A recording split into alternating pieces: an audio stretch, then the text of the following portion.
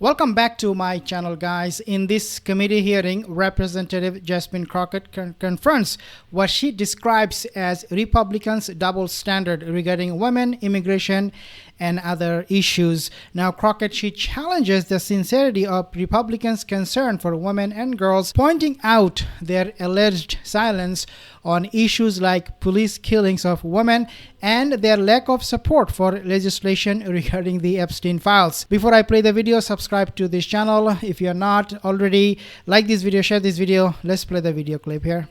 A report describing the impact of prohibiting a person whose sex is male from participating in an amateur meaning not necessarily little kids on a playground. Okay, I want to be clear. Amateur athletic competition that is designated for females, women, or girls, or the participation of females, women, or girls in that amateur athletic competition. So are we talking about a report?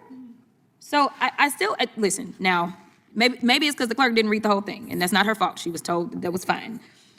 I don't understand why and where my colleagues are going on everything else. And now they want to be the protectors of girls and women. I didn't hear them screaming this when Renee Good was killed in the middle of the street in Minneapolis. I didn't hear any protection for Renee Good, a U.S. citizen that was killed by the same people that the vast majority of you just voted to give more money to. I didn't hear the same thing. In fact, it was a lot of crickets, specifically including the women, as we were just lectured about what we need to do as women when it came down to the Epstein files. I heard crickets. In fact, we could not get any signatures onto that discharge petition to the extent that we shut down the entire House, and there was no business that was conducted in this entire country on behalf of our constituents.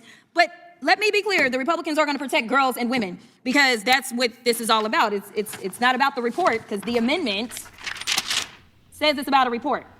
Well, the problem with the Republicans is that they want to protect women and girls and so on and so forth, right? No problem. We appreciate that. We understand that. But the problem is with your double standard. You want to protect girls and women, and then the next thing you know, you're killing women like Renee Good.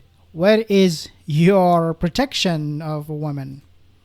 Like, miss me on being protectors. Just say that this is what you believe, this is what you're doing. But don't come at us and tell us as women what we should be okay with, what we shouldn't be okay with, because it's just kind of like the same thing where I should be telling a lot of women on the other side of the aisle, I don't know how it is that you are not protecting women as they need protections over their own bodies to make their own decisions.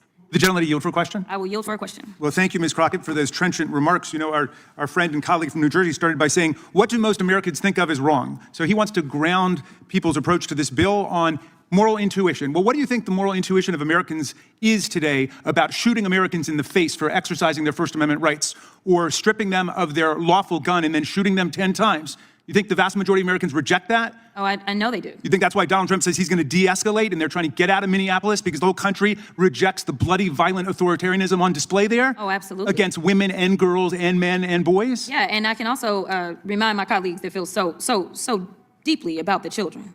The same children that they don't want to have $6 a day to eat in SNAP benefits, but I know that they care so deeply about children because as myself and Joaquin Castro traveled to the Dilley facility in Texas, where they had kidnapped a 5-year-old out of Minneapolis and took him. I don't remember any of my Republican colleagues going to check on the people and the children, maybe don't talk about their parents, but the children that are currently incarcerated.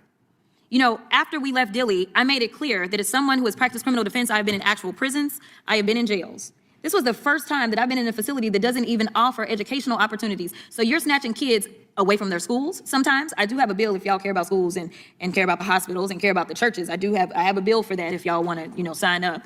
But nevertheless, these children are being kidnapped and then they are being thrown into a place that now has a measles outbreak. They are not being given adequate care whatsoever, and the children don't even have access to education.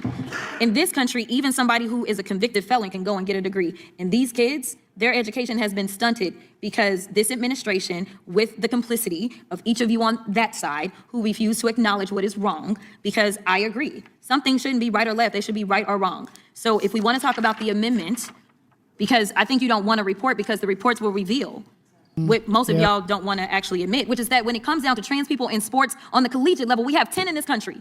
Y'all want to sit up here and write bills as it relates to literally 10 collegiate athletes. That's all we have that are trans. Yet we have hundreds of people, thousands of people that are being incarcerated every single day, and we are subjecting our communities to abuse and being terrorized. But no, let's focus on the 10 trans kids. So why would people think the Republican Party, Trump administration, would care about kids when he himself is being alleged to have sex with 13-year-old kids, and he raped them and he killed them. These are all allegations that was brought forward on the Congress just a day or two ago by Congressman Ted.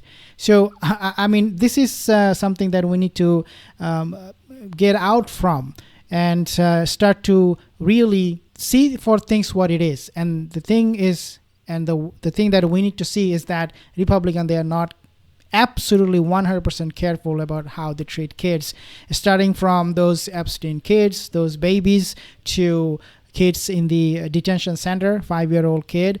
Therefore, guys, it is just ludicrous now for us to hope or expect anything good from the Trump administration for the kids. Subscribe for more videos. See you in the next one.